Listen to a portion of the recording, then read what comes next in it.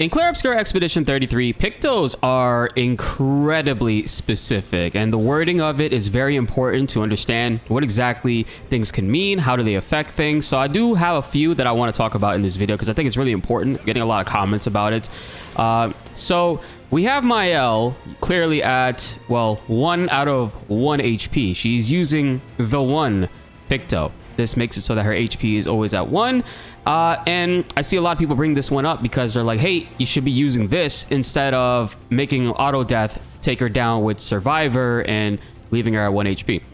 So I'm gonna show you guys why you don't want to use the 1. It's a great Picto for crit and stuff, but it doesn't actually give you any benefit at all towards your lower health percentage based Pictos. And what I mean by that is, if you do, I mean, simple math, what is 1 HP out of 1 HP? That's 100% HP. She's at 100% HP. She needs to be underneath at least 50% HP in order to take advantage of At Death's Door and Last Stand Critical, all that stuff. So I just want to kind of show you guys. We'll do a Gamage. This should do over 1 billion.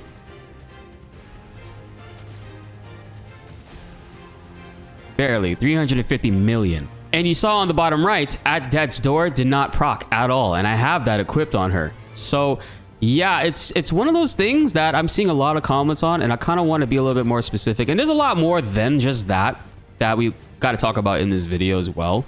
So let's just jump through this fight. Yeah. Oh, that's so satisfying. Like, I'm sorry, guys. I just don't like... I'm not a fan of free aim builds. We talked about it previously in the other videos. Like, just actually doing melee hits is so much better. So, what we're talking about specifically... And if we go into our... Pictos, I'll show you guys. At Death's Door, you deal 50% more damage if your health is below 10%. You need to not use the 1 Picto in order for this to work, because the 1 Picto will just make it so that her max HP is overall 1. And you can't technically play if you're dead or lower than that. So you're at 1 out of 1 HP. So that's 100%. I kid you not. I'm getting like 20 of these comments per video that we make when we talk about it, that I shouldn't be using Survivor and I shouldn't be using auto death, that I should just use the 1 because it only costs 1. You don't want to use the 1. Specifically, you can use it for other situations, but for this and what we're trying to do with bigger damage based off of lower health percentage Pictos like At Death's Door and even stuff like Critical Moment, they don't work if you're using the 1 because your health is always at 100%. So I just wanted to honestly mention that because it's being brought up a lot, and I want you guys to know that like this game is very specific on the wording of Pictos. And another one too, Shortcut Picto. Immediately play when falling below 30% health once per battle.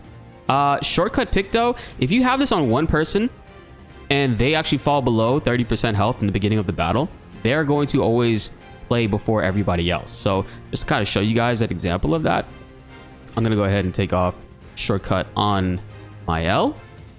And you saw the way the battle order was just now. Mael went before CL, right? So on CL, we have Shortcut on her.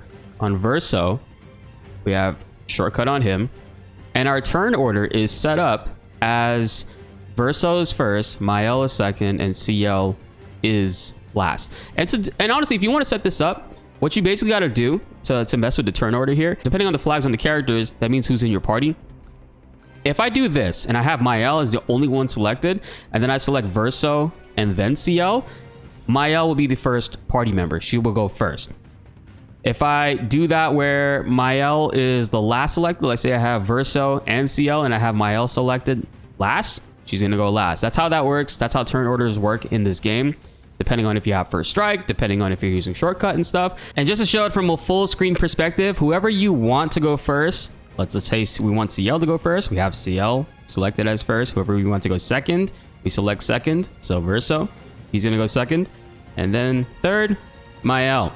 This also, again, is very important that they have the same turn order related Pictos. So stuff like first strike, they all have to have first strike on, right, in order to play first and for that order to follow. And if you're running auto death on somebody with second chance, in order for them to revive, you got to make sure that they have shortcut, because that also factors in, just like first strike, how soon they'll take their turn. If you don't have any of this equipped, like any of this at all, it's going to be solely based on the agility level and speed of the character. Again, we just have first strike on, so we don't have to run up and actually do the R1 melee hits to enemies anymore before battle starts. So just to kind of like set it up in a way, just to show you guys, I'm going to have Mael set as number 1.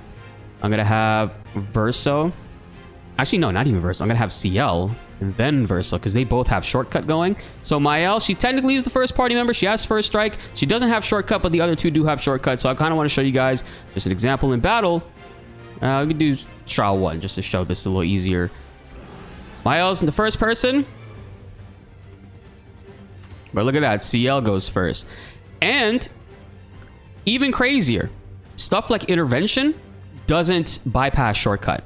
So you'll see after CL, she's supposed to go again and then Verso. I'm going to use intervention and try to force Mael's turn.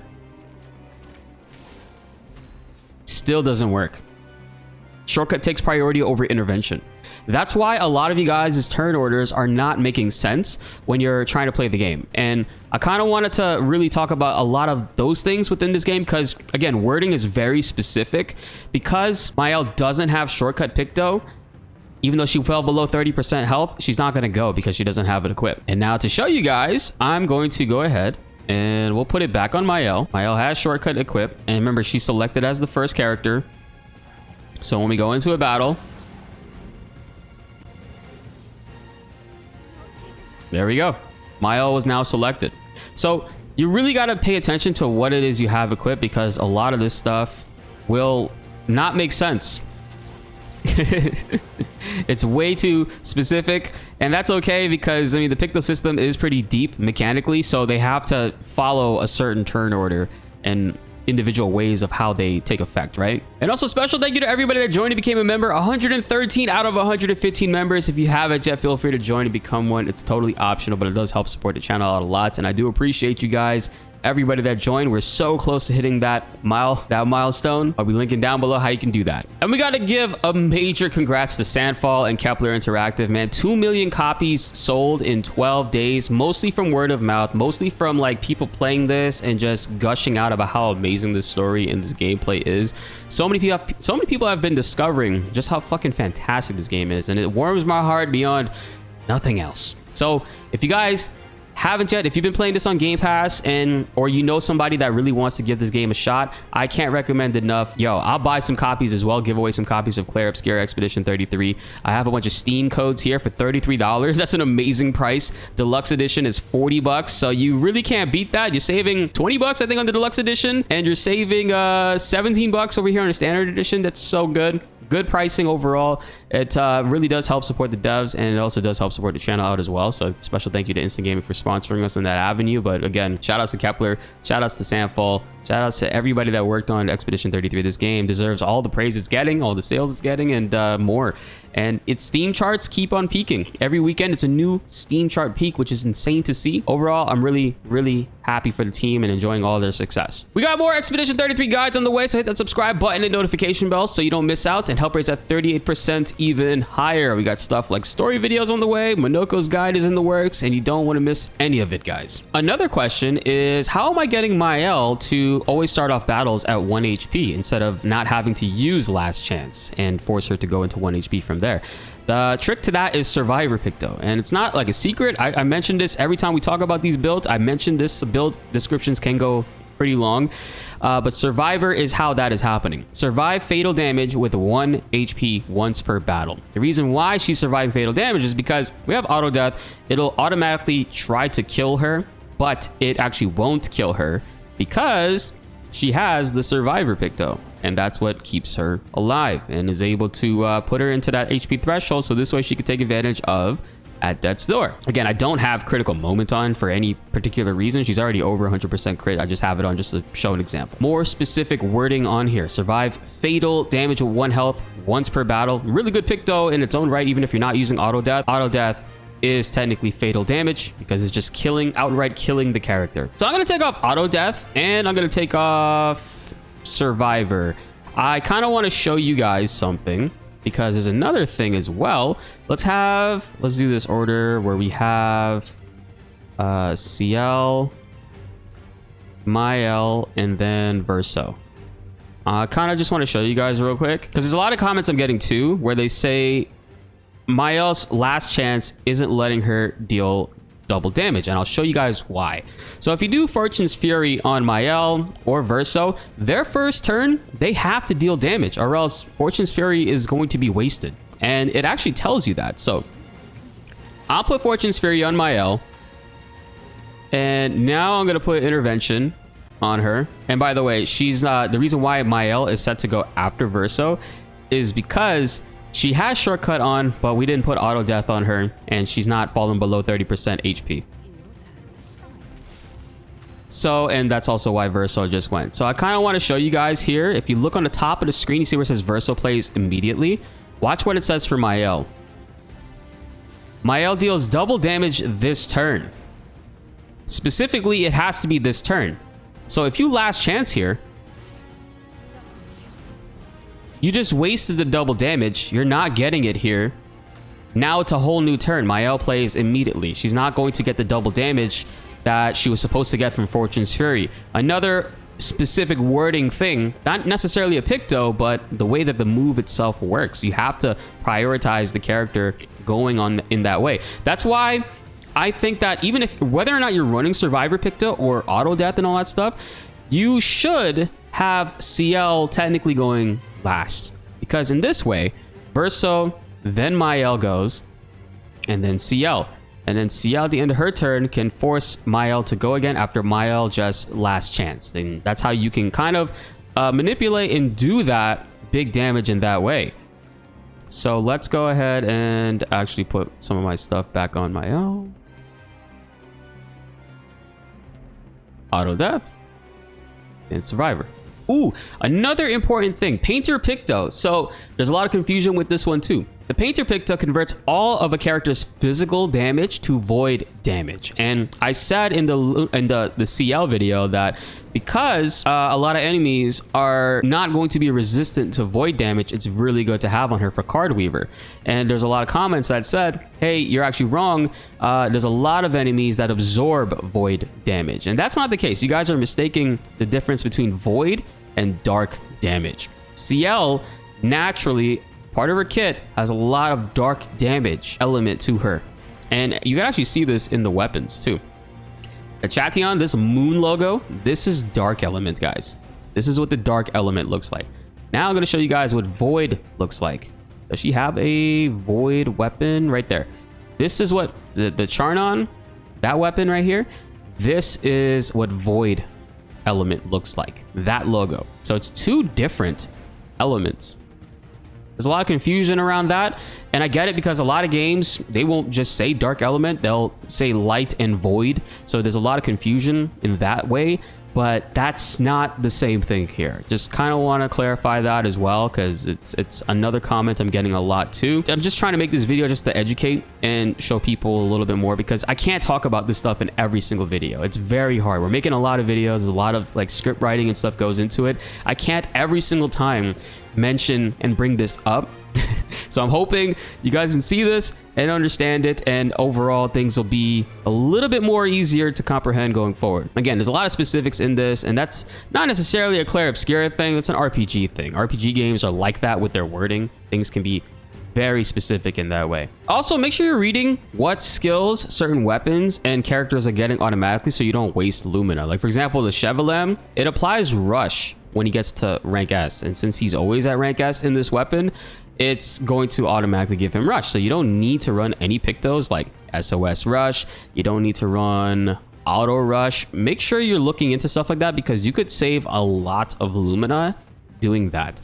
And even myself, I've run into issues where like I'll have SOS Power on, and like another character will automatically give powerful to like other characters, or they'll have like powerful engaging like shots or something like that. So definitely keep that in mind, and also get your hands on these greater defenseless and greater powerful Pictos ASAP to increase the damage you get out of powerful and debuffing enemies with defenseless. And the last thing I want to mention is yes, we are making videos on a bunch of crazy one-shot builds and insane damage for characters. That's not all we're going to do. We're also going to make normal builds and probably even nerfed run builds where you actually can go through New Game Plus and play it normally without one-shotting an enemy, because it's not fun. It's not fun one-shotting an enemy. When I was playing this a month ago and I finally came across Simon and I one-shotted him, it kind of killed me inside. I felt very bad because I didn't get to see any of the crazy bullshit that he was doing. You're actually probably going to see that footage on screen right here. Literally one-shotted this fool in both phases, and he looks so badass. He looks so cool. He's a fucking Elden Ring boss. So mad that I did that, but it is something I don't recommend you do if you haven't done all of the side content in this game. And the builds that we're bringing up, yes, we talk about like its end game stuff, but it's like after you wrap up things, after you get a majority of those Pictos. I'm not saying that you should run that against every enemy, every boss. You totally can if you want to, but we're just trying to see and push limits to gauge how far can we actually take it, which I think is really exciting about this game's combat system. The devs fully gave us the keys and told us to run with it, run wild with it.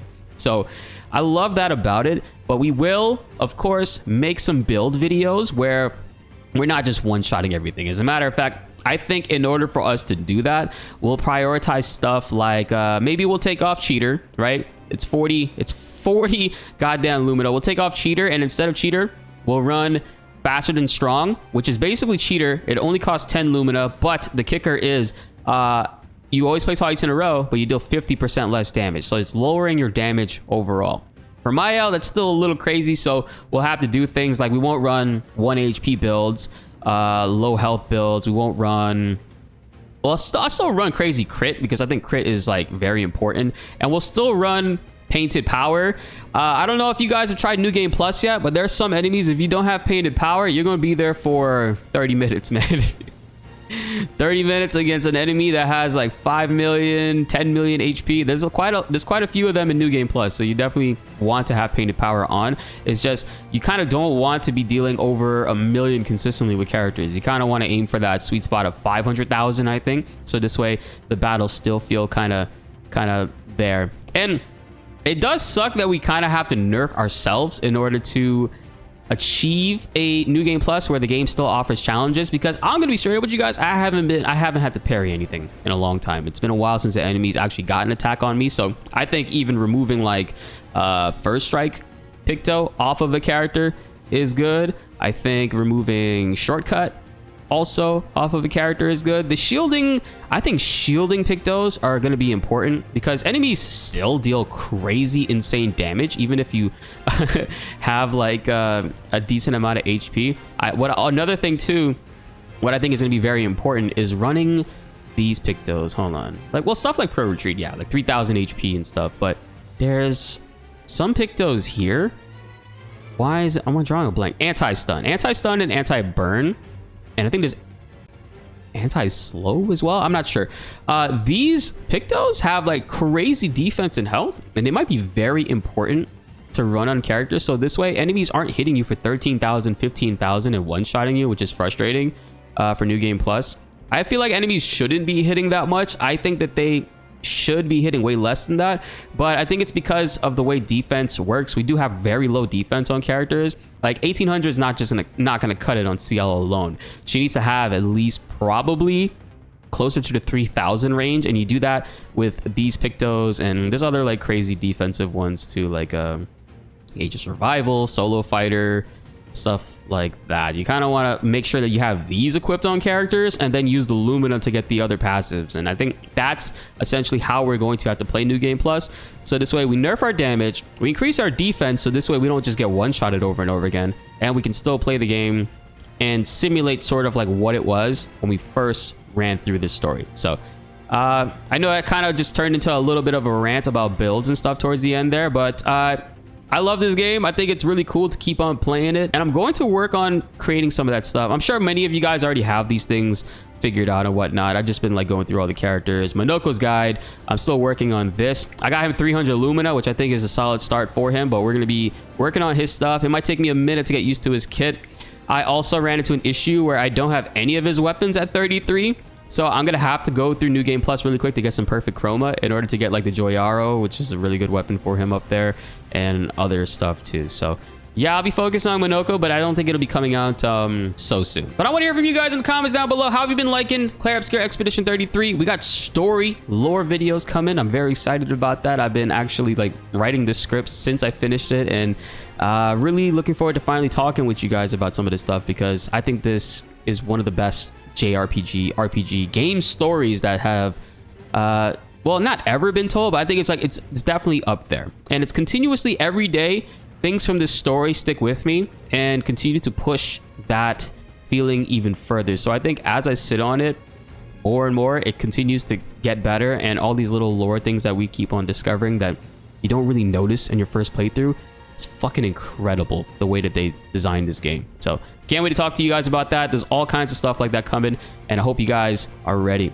Be sure to like the video if you enjoyed, and subscribe if you are new. More Clair Obscur Expedition 33 videos are on the way, and you don't want to miss them. My name is BltzZ, and thanks for watching.